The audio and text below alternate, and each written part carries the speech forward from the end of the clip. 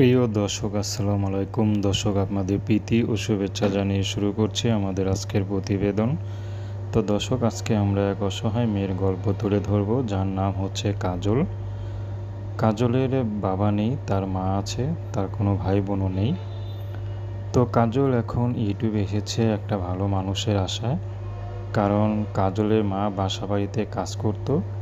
তো কাজলের মা বর্তমানে অসুস্থ হওয়ায় কাজল এখন সে বাড়িতে কাজ করে। তো কাজলের খুব খারাপ লাগে যে বিয়ের বয়সী মেয়ে হয়েও পরের বাসায় কাজ করতে হয়।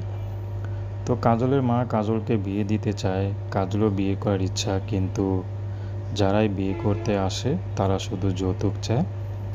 তো এই জন্য কাজলের খুব কষ্ট হয় যে আসলে বাবা থাকলে বা আত্মীয়স্বজন থাকলে যদি কেউ পাশে থাকতো তাহলে হয়তো এত কষ্ট করতে হতো না।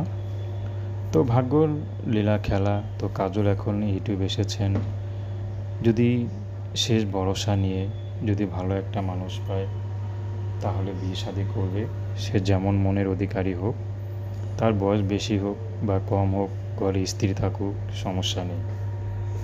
কাজলের কোনো চাহিদা নেই। যদি কাজলকে কেউ মন থেকে ভালোবাসা দেয়, সে গরিব হোক, কাজল বিয়ে করতে রাজি আছে।